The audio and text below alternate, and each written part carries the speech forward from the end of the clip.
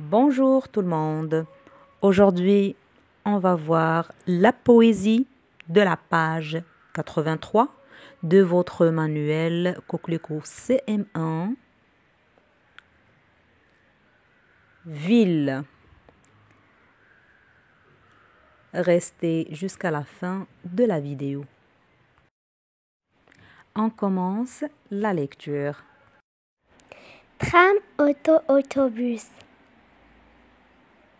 Un palais en jaune pâli, de beaux souliers vernis. De grands magasins, tant et plus.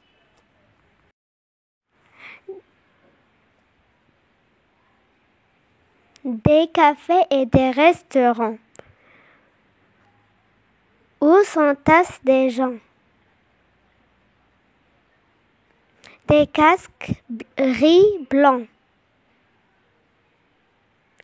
Des agents, encore des agents.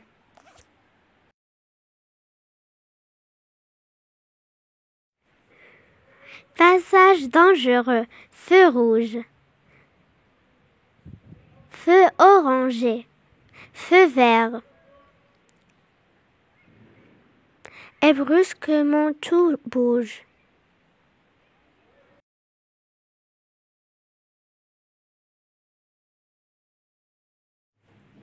Je marche emporté par la foule. Vague qui houle. Revient, repart, écume. Et roule encore, roule.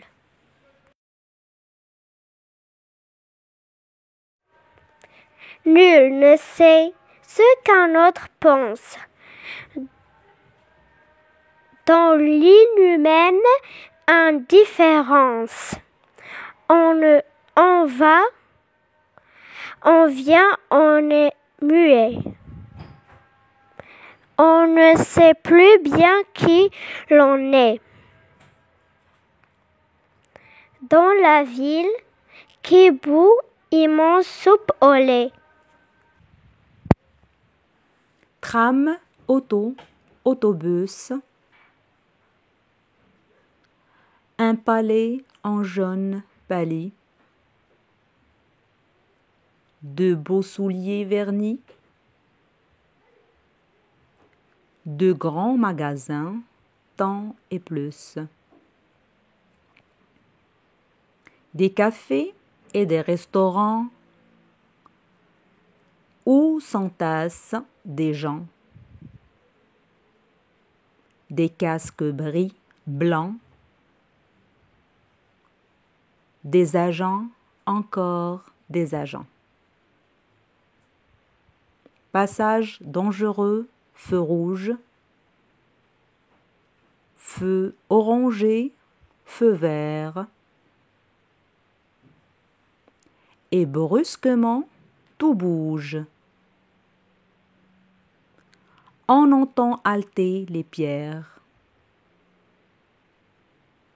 Je marche, emporté par la foule.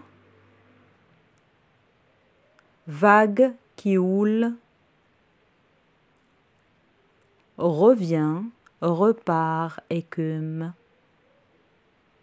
Et roule, encore roule. Nul ne sait ce qu'un autre pense. Dans l'inhumaine indifférence, on va, on vient, on est muet. On ne sait plus bien qui l'on est.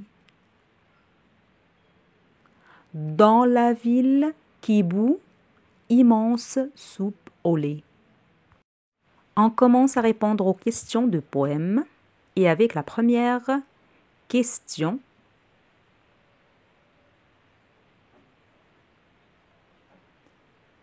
Relève le titre et l'auteur de ce poème. Le titre, bien sûr, c'est en haut de la page Ville et l'auteur, c'est en bas, Maurice carême. Deuxième question. Quel élément de la ville décrit le poète? On remarque bien que dans la poésie, le poète, il décrit les bâtiments, les personnes et la circulation.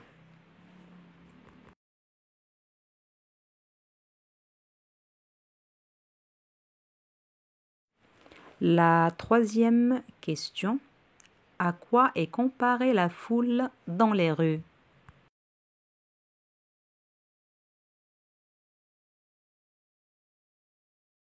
La réponse, c'est que la foule dans les rues est comparée à une vague qui roule. Vous la trouverez dans la 4e strophe.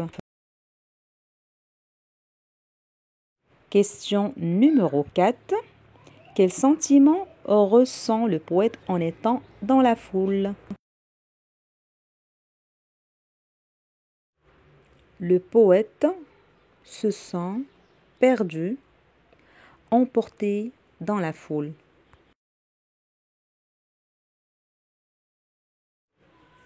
La question numéro 5.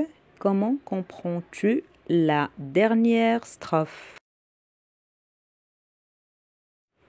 D'après la dernière strophe, on comprend que la ville est immense.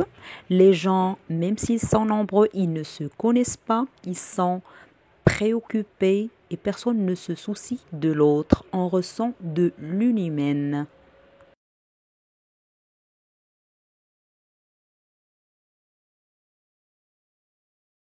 Sixième question, on appelle quatrain une strophe de 4 vers. De combien de quatrains est composée cette poésie? La poésie est composée de 4 quatrains puisque la dernière strophe est composée de 5 vers. La 7e question, de combien de vers est composée la dernière strophe? Donc, on vient de dire que la dernière strophe est composée de 5 vers.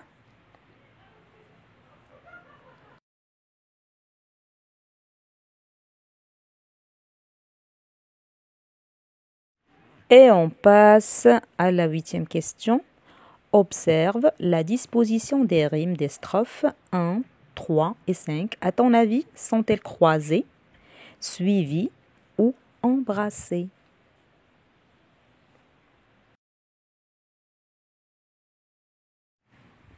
Les rimes de la première strophe, ils sont croisés. AB, BA. De la 3e strophe, ils sont croisés. AB, AB. Et de la 5e sont suivis. AA, BB. Et enfin, la 9e question. Quelles sont les rimes utilisées dans les strophes 4 et 2 ou bien 2 et 4? Les rimes utilisées dans la 2e, restaurant, Jean, blanc, agent. Dans la 4e, foule, houle, écume, roule. Et là, on arrive à la fin de la poésie. Je vous remercie pour votre attention. Portez-vous bien. N'oubliez pas de nous encourager, de vous abonner à la chaîne et à très bientôt.